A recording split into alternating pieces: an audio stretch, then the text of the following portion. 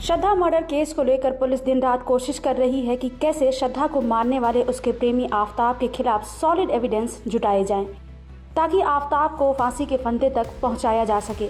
लेकिन मुंबई से शुरू हुई ये कहानी दिल्ली पुलिस तक कैसे पहुंच गई, कैसे इस केस में दिल्ली पुलिस की एंट्री हुई, आइए आपको बताते हैं कि इस मामले को लेकर दिल्ली पुलिस का क्या कहना है। दरअसल महरौली में मुंबई पुलिस की एक टीम पहुंची थी। इसने 9 नवंबर 2022 को श्रद्धा के लापता होने से जुड़े दस्तावेज सुपुर्द किए थे। गुमशुदगी की रिपोर्ट मुंबई के मानिकपुर पुलिस स्टेशन में दर्ज कराई गई थी। तब मुंबई पुलिस की जांच में ये पाया गया था कि श्रद्धा दिल्ली के महरौली में आफताब के साथ रह रही थी, जो कि अब लापता है। श्रद्धा के पिता ने जानकारी दी कि उनकी बेटी आफताब के साथ पिछले 3 साल से लिव इन में रह रही थी। इस दौरान श्रद्धा के पिता ने जानकारी दी कि उनकी बेटी आफताब के साथ पिछले 3 साल से लिव इन में पश्चिम मुंबई में रह रही थी। उसके ऊपर आफताब लगातार हिंसा कर रहा था। इसी आधार पर महरौली में FIR दर्ज की गई। इसके बाद जांच शुरू की गई। जांच के दौरान संदिग्ध आफताब आमीन पूनावाला के बारे में पता लगाया गया। उसे पकड़कर पूछताछ की गई। शुरू में उसने पुलिस को काफी गुमराह किया। उसने दावा किया कि श्रद्धा उसको छोड़कर चली गई है, उसका उसके साथ ब्रेकअप हो गया है। इस दौरान आफताब ने यह भी बताया कि वो मुंबई में महाराष्ट्र पुलिस के सामने पहले ही पेश हो चुका है। यही जानकारी उसने महाराष्ट्र पुलिस को भी दी थी।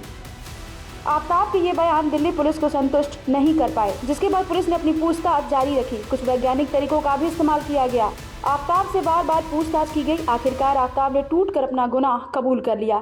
आफताब ने माना कि उसने श्रद्धा का मर्डर किया है। पुलिस के पूछताछ में आफताब ने बताया कि मई 2022 से वो श्रद्धा के साथ दिल्ली में रह रहा था। 18 मई 2022 को उसने श्रद्धा की गला घोंटकर हत्या कर दी।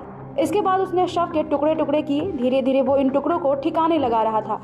इस मामले में पुलिस को स्पष्ट तौर पर और जांच की जरूरत थी। आरोपी को 12 नवंबर को गिरफ्तार किया गया। फिर 5 दिन की पुलिस रिमांड ले ली गई। इसे 17 नवंबर तक 5 दिन के लिए और बढ़ाया गया। अब तक मौकाए वारदात की क्राइम टीम और एक्सपर्ट्स ने करीब से छानबीन की है। आरोपी के कबूलनामे के आधार पर कई जगहों पर ऑपरेशन चलाया जा रहा है। इनमें से कुछ वन क्षेत्र भी शामिल है, जहाँ से कटी हुई हड्डियां मिली हैं। श्रद्धा हत्याकांड की जांच के लिए 4 राज्यों में दिल्ली पुलिस के दल पहुंचे हैं, ये सुनिश्चित करने के लिए कि हड्डियां श्रद्धा की हैं या किसी और की। इसके लिए श्रद्धा के पिता और भाई के ब्लड सैंपल लिए गए हैं। इनकी मदद से DNA एनालिसिस होगी। मौके से कुछ डिजिटल डिवाइस भी जब्त किए गए हैं। इन्हें डेटा रिट्रीवल के लिए फॉरेंसिक लैब भेजा गया है। आपको बता दें कि आरोपी ने अब तक पुलिस को काफी गुमराह करने की कोशिश की है। इसे देखते हुए पुलिस ने नार्को एनालिसिस टेस्ट का अनुरोध किया था। हाईकोर्ट ने इसकी मंजूरी भी दे दी है। आने वाले समय में ये टेस्ट कराया जाएगा। इसी बीच दिल्ली की एक अदालत ने पुलिस को ये निर्देश दिया कि महरौली हत्याकांड के आरोपी आफताब आमीन पूनावाला का नार्को परीक्षण 5 दिन के अंदर पूरा कराया जाए। इस दौरान अदालत ने ये भी कहा कि आफताब के खिलाफ किसी भी 3rd डिग्री का प्रयोग नहीं किया जा सकता।